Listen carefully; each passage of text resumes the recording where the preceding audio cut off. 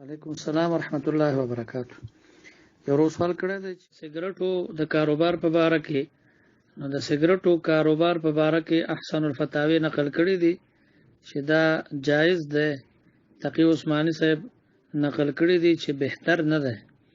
نو یو د جواز خبره ده، نفس جایز دی خو بهتر نه ده. بهتره دا ده چې سړی د دې متبادل بل کار وکړي.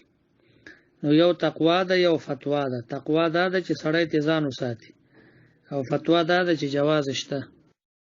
نسوارو د سیګریټو یو خبره ده او د دواړو یو خبره ده. نو سوال کړی دی چې یو کس ته یو شی په 10 روپۍ باندې پریوزي دی، مثلا په 20 یا په 30 باندې خرڅوي، یعنی نیم په نیمه یا مثلا 2 چنده ګټه کوي. نو دا څنګه ده؟ زیاته ګټه په شریعت کې منع نه ده چې د اخستونکي خرڅونکي اتفاق راشي په کم ریټ باندې، نو جایز دی. البته انصاف نه به سړی کار اخلي، زیاته ګټه به نه کوي، مناسبه ګټه به کوي. وعلیکم السلام ورحمت الله وبرکاتہ. یو روز سوال کړی دی، و یو کس مونږ ته یقیني معلوم دی چې هغه باندې زکات کیږي خو هغه د زکات پیسې نه اخلي د چانه.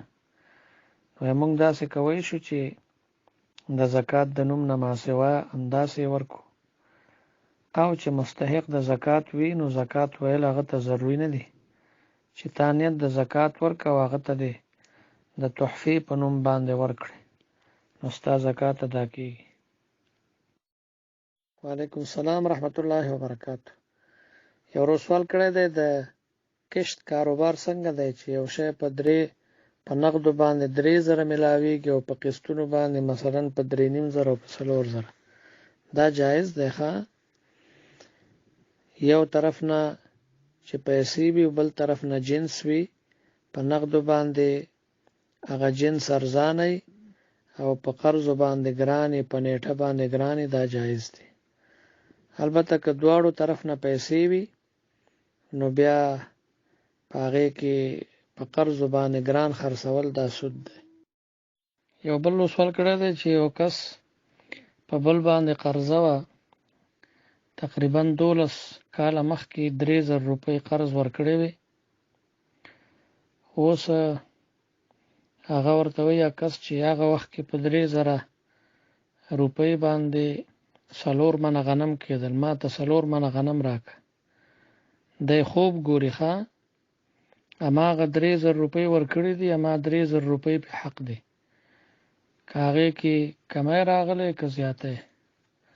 اوس اگر که هغه پیسې هغه برابر سامان پې نه کېږي په 3000 روپۍ باندې، خو د 3000 ورکړي 3000 حق دی.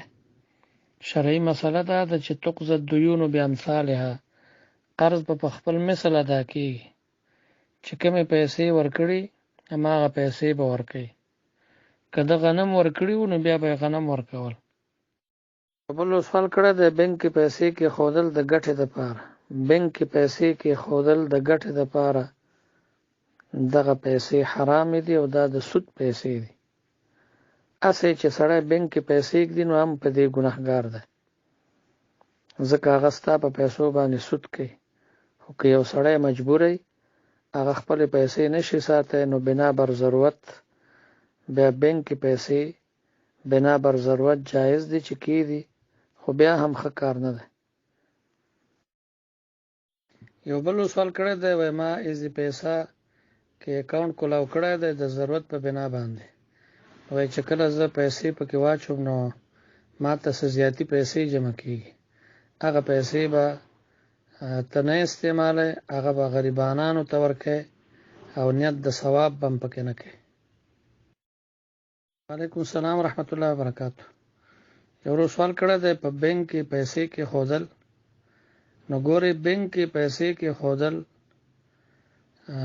بطور امانت دا د ضرورت په بنا باندې جایز دی، ځکه چې ته که په هغې باندې سود نه اخلې نو هغې ستا په پیسو باندې سود کوي، نو دا د هغې سره په ګناه کې امداد کول دی.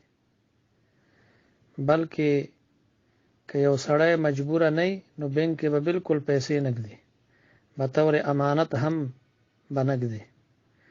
البته که یو سړی ویریږي هغه خپل پیسې محفوظ نشي ساتي نو دغه صورت کې بنا بر ضرورت په بانک کې پیسې کې خودل دا جایز دی یو بل سوال کړی دی وای مونږه یو ځای چاته په کرایه ورکړی او بیا هغه په خرچه کوله او مونږ ورته وی چې دا خرچه بیا مونږ نه منو نو چې خرچه وکي او داسې خرچه چې هغه بیا تاسو ته پاتې کیږي خو په تاسو باندې حق ده تاسو هغه ولې نه مانئ په تاسو باندې حق ده چې تاسو ته پاتې شو هغه د هغه ملک ده نو د هغه عوض چې تاسو نه غواړي باید ورکړي او بیا مثلا تاسو باندې قرض وو پاغه کې حساب ک نو بس ډیره خبره ده بیا چې تاسو بل چاته ورکړی هغه پیسې درکړي دي هغه تل ده نو دا پیسې د هغه حق دی هغه ته دا پیسې ورکړي